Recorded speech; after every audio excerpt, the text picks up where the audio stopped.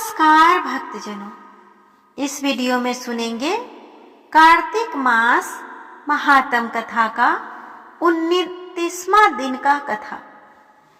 इसके पहले हमने 28वां दिन का कथा सुना था कि पुण्य फल का बंटवारा कैसे होता है या पुण्य फल किसी को दिया जा सकता है, इसके बारे में अगर आप वो कथा नहीं सुने होंगे तो उसका वीडियो आपको मेरे चैनल के प्लेलिस्ट में मिल जाएगा, वहां से आप सुन सकते हैं। आइए अब विघ्नहर्ता श्री गणेश का नाम लेकर इसके आगे की कथा का श्रवण करते हैं।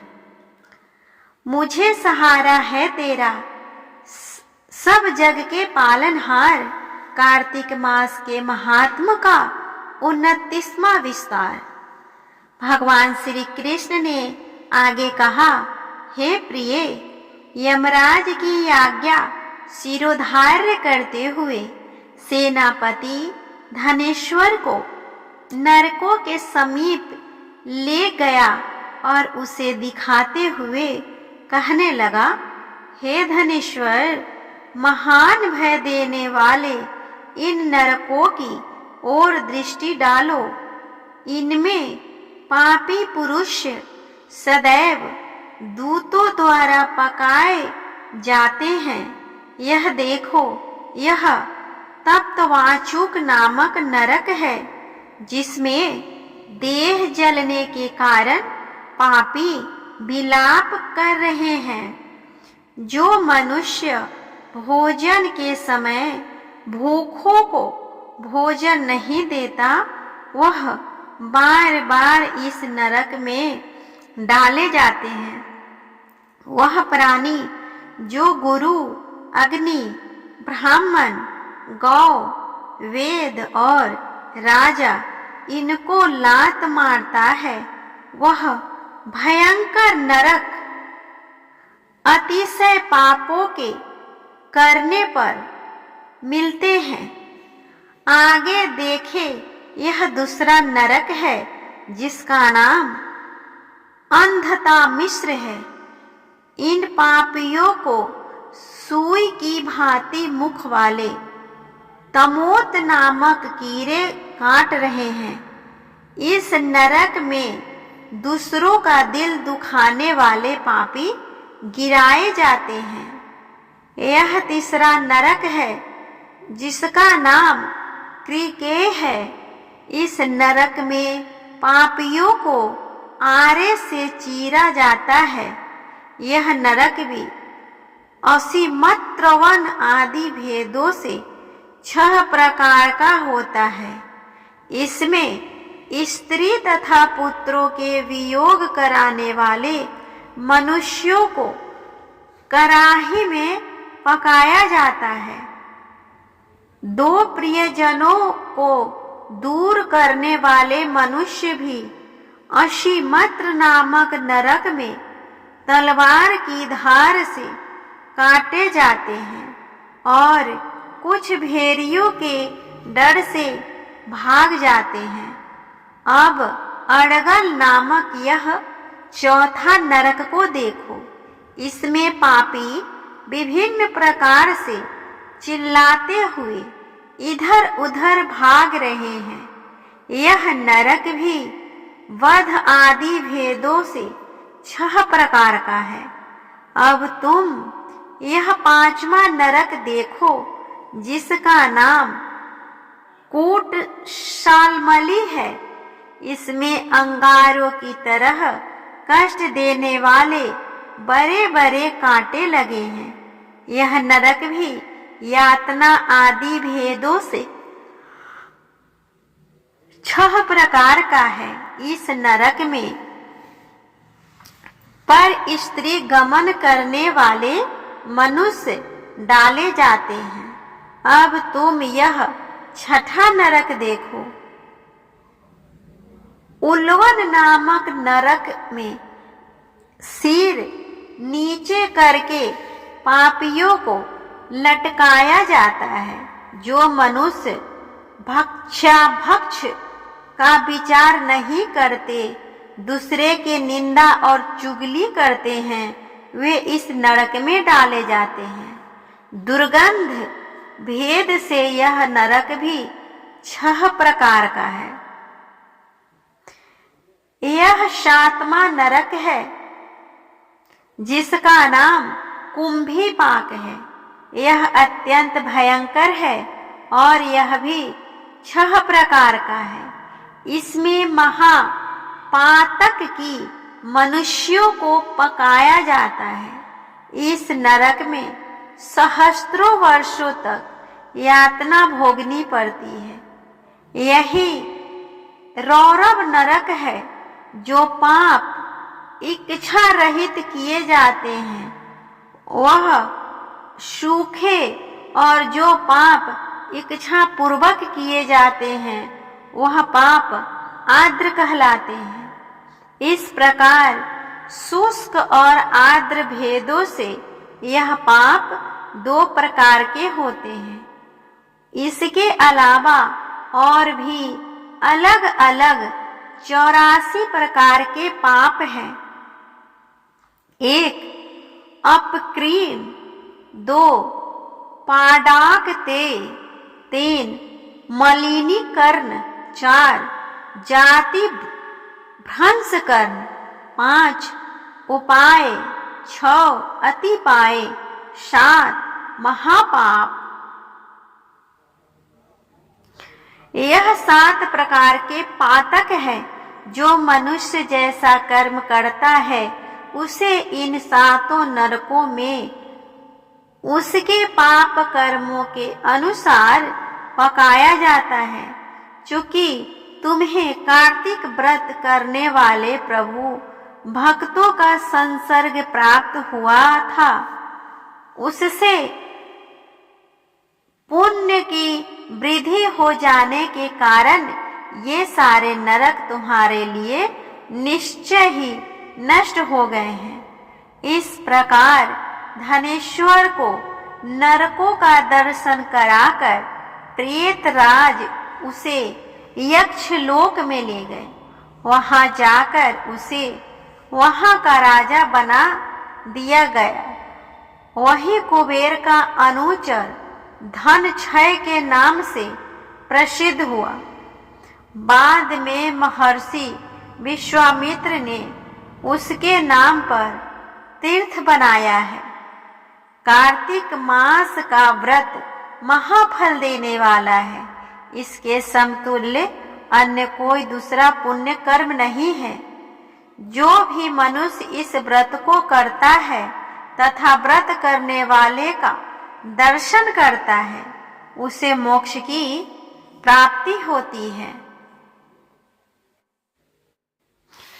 सूत जी ने कहा, इस प्रकार अपनी अत्यंत प्रिय सत्यभामा को यह कथा सुनाकर भगवान श्री कृष्ण संध्योपासना करने के लिए माता के घर में गए।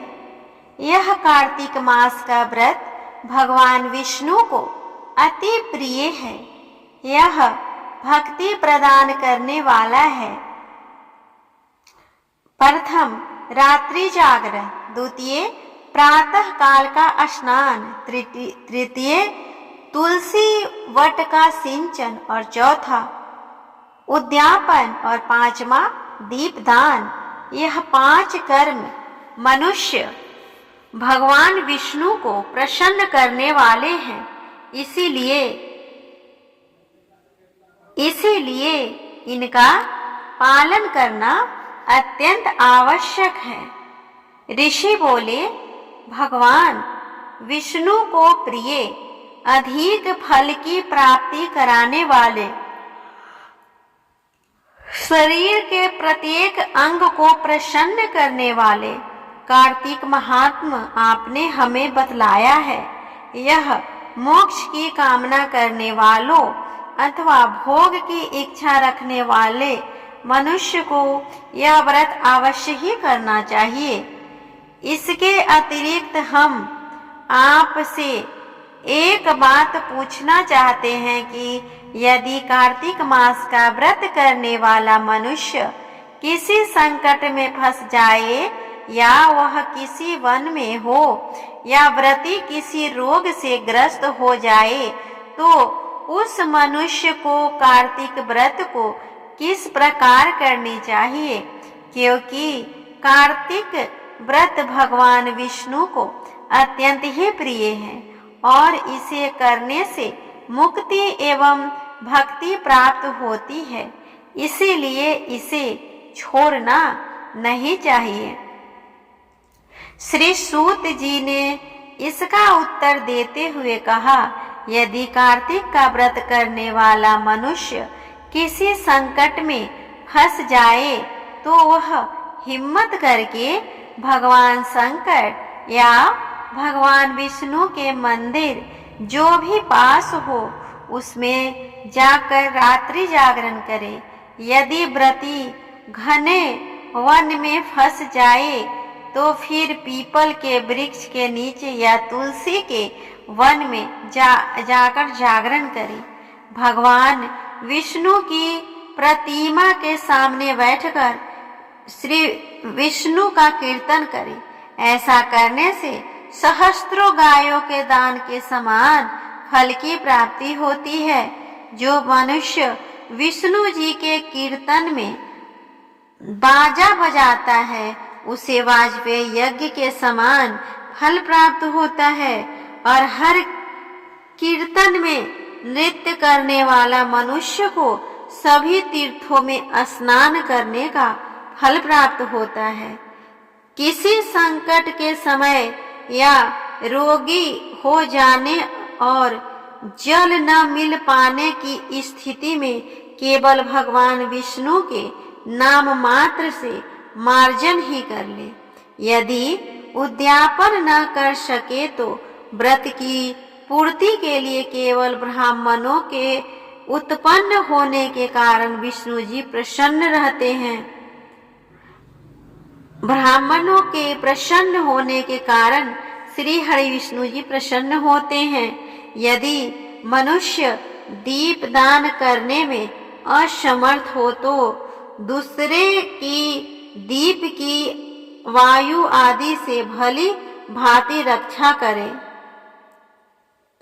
यदि तुलसी का पौधा समीप न हो तो वैष्णव ब्राह्मण की ही पूजा कर ले, क्योंकि भगवान विष्णु सदैव अपने भक्तों के समीप रहते हैं। इन सब के न होने पर कार्तिक का व्रत करने वाला मनुष्य ब्राह्मण, गौ, पीपल और वट वृक्ष की श्रद्धा पूर्वक सेवन करे। शौनक आदि ऋषि बोले, आपने गौ तथा ब्राह्मणों के समान पीपल और वट वृक्षों को बताया है और उससे सभी वृक्षों में पीपल तथा वट वृक्ष को ही सर्वश्रेष्ठ कहा है। इसका क्या कारण है? सूत जी बोले, पीपल भगवान विष्णु का और वट भगवान शंकर का स्वरूप है। पलाश ब्रह्मा जी के अंश से उत्पन्न हुआ है। जो कार्तिक मास में इसके पत्तल में भोजन करता है वह मनुष्य विष्णु के लोक में जाता है। जो इन वृक्षों की पूजा, सेवा एवं दर्शन करते हैं उनके सभी पाप नष्ट हो जाते हैं। ऋषियों ने पूछा, हे प्रभु, हम लोगों के मन में एक शंका है कि ब्रह्मा, विष्णु और शंकर वृक्ष स्वरूप में क्यों हुए?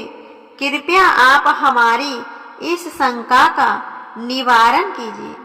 श्री सूत जी बोले, प्राचीन काल में भगवान शिव तथा माता पार्वती विहार कर रहे थे।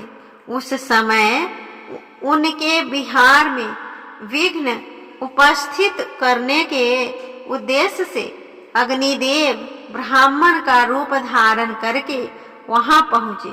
विहार के आनंद के वशीभूत हो आने के कारण कुपित होकर माता पार्वती ने सभी देवता को श्राप दे दिया।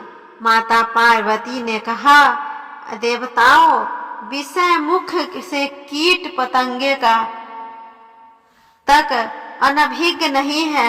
आप लोगों ने देवता होकर भी उसमें विघ्न उपस्थित किया है, इसलिए आप सभी वृक्ष बन जाओ।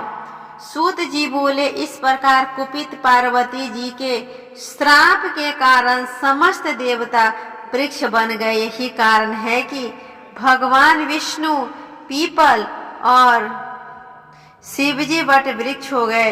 इसीलिए भगवान विष्णु का शनिदेव के साथ योग होने के कारण केवल शनिवार को ही पीपल को छूना चाहिए, अन्य किसी दिन नहीं छूना चाहिए। इस तरह हमने सुना कार्तिक मास महात्म कथा का 29वां अध्याय। यह व्रत कथा कैसा लग रहा है प्लीज कमेंट करके बताएं।